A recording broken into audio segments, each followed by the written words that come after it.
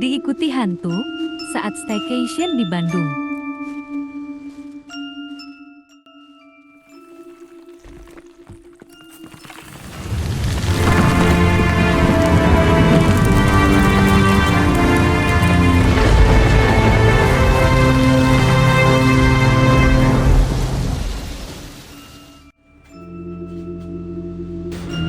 Assalamualaikum warahmatullahi wabarakatuh.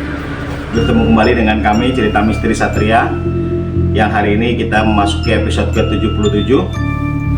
Ya, saya mau bercerita, ya belum lama ya. Ini kejadian ini belum lama. Gak tahu, herannya saya selalu aja nemu gitu ya, selalu aja nemu kejadian-kejadian yang di luar nalar, yang mungkin orang semua tidak akan banyak yang percaya.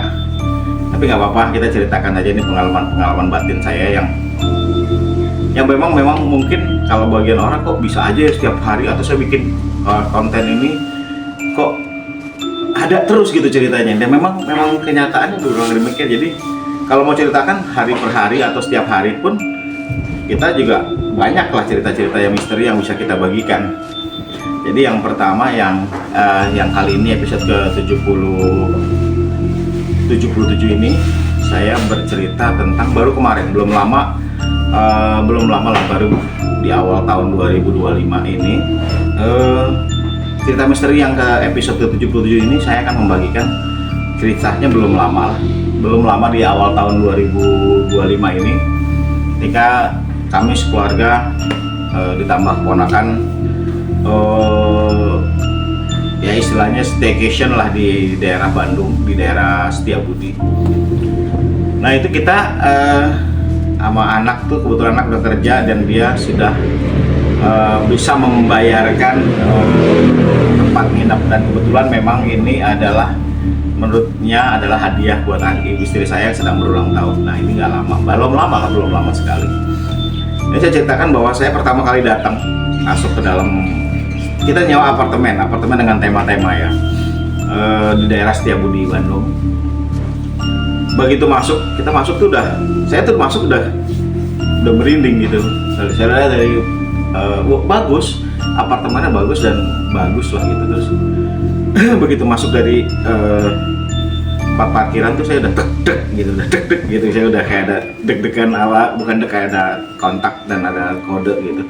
Itu masuk ke dalam nyari tempat parkir susah, dan dari masuk tempat parkir itu udah suasananya udah wih gitu kan. Saya udah lihat, ini udah ada gambaran saya gitu kan, dan bayangan-bayangan. Terus langsung begitu masuk parkiran itu susah jadi parkir, akhirnya ketemu dengan orang yang akhirnya kita parkirnya di pojok. Kebetulan kita parkirnya di pojok. Nah dari parkir turun mana penumpang turun semua, anak istri saya turun dan keponakan saya turun. Kan saya menurunkan koper, dari menurunkan koper itu udah kayak ada angin kencang di leher saya gitu kan. Padahal kan ini kan ruang tertutup, dan ya tidak mungkin lah angin itu bisa sekencang itu di kaki saya.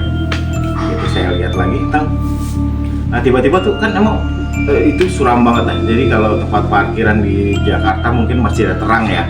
Ini tempat parkirannya cuma ada beberapa lampu, jadi ya gelap lah gitu, remong-remong banget. Nah di sudut sana saya ngeliat lagi, terus tiba-tiba dari lampu terang tiba-tiba tuh klip gitu kan. Lagi takut lagi kan, gue kira nggak usah. Saya jalan mau ke arah tangga, mau ke arah lift itu juga sama, kasih ada yang ngikutin gitu ya, seperti ada yang ngikutin.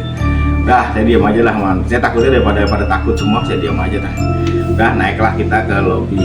Sampai di lobby, saya udah ngerasa juga di lobby, sampai di keluar lift itu udah ngerasa juga, makin merinding aja, makin ini. Saya udah ngerasa, cuman saya belum lihat ya, saya belum melihat wujud. Saya udah ngerasa, tapi kalau saya udah ngerasa tuh berarti udah ada lah gitu di situ dah.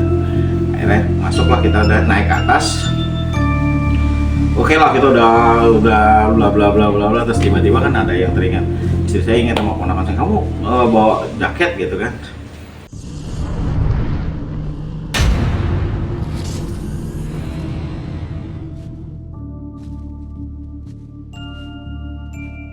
Terus sama ada yang ketinggalan apa gitu kan. Saya akhirnya saya suruh beli sambal gitu kan. Ketika saya beli sambal, karena istri saya bikin bakso. Terus kemudian turunlah saya udah mikir di dalam pikiran saya, waduh balik lagi ke tempat yang tadi. Saya pikir makanya kenapa saya ketika diajak pergi itu saya minta naik Grab aja atau naik mobil aja, karena kenapa? Saya mengurangi intensitas ke bawah gitu kan, karena saya pikir itulah tempatnya di situ memang. Nah, makanya begitu sampai bawah, ketika saya harus ngambil jaket kan saya harus melewati turun lift dulu, turun lift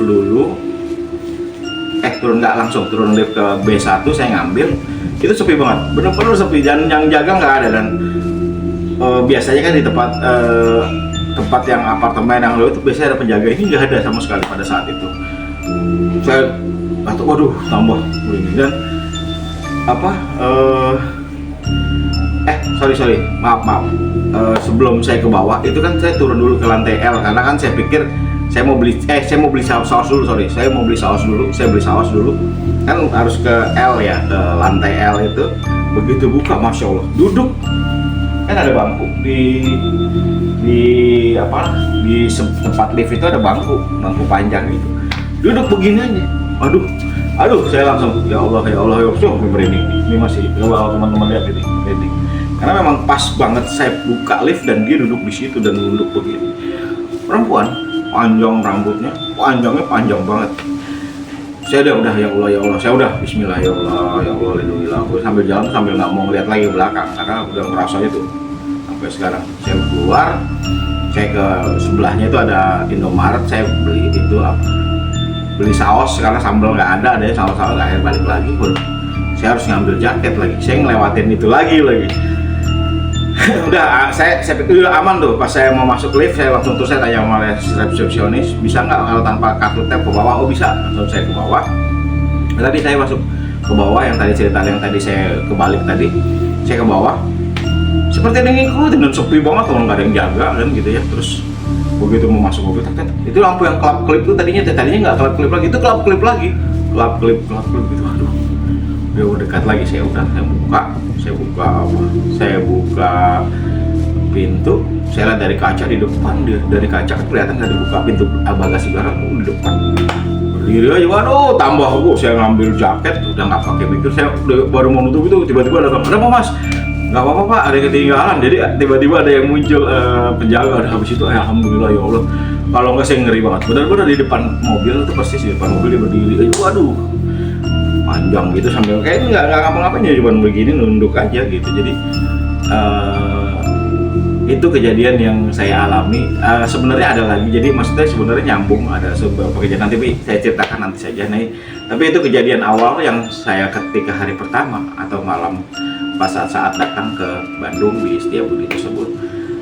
Bukan untuk mendiskreditkan gedungnya atau apartemennya, tapi memang itu kisah nyata yang saya alami baru aja belum lama, dari bulan Februari ini juga, di awal bulan, yang saya alami bersama keluarga. Tapi saya sendiri sih, saya nggak mau menceritakan ini. Mudah-mudahan saudara saya atau istri saya atau anak saya yang nonton ya tidak takut, karena saya tidak ceritakan ini ketika saya berangkat kemarin, karena takutnya khawatir mereka pada takut. Demikian cerita misteri yang bisa kita bagikan di episode ke-77. Semoga teman-teman berkenan. Bagi yang takut skip aja, tapi yang bagi yang senang tolong di like, comment, share, and subscribe di Cerita Misteri Satria, baik di Facebook ataupun di YouTube maupun di TikTok. Terima kasih atas perhatiannya. Mohon maaf bila ada tutur kata dan sikap yang kurang berkenan. Wassalamualaikum warahmatullahi wabarakatuh.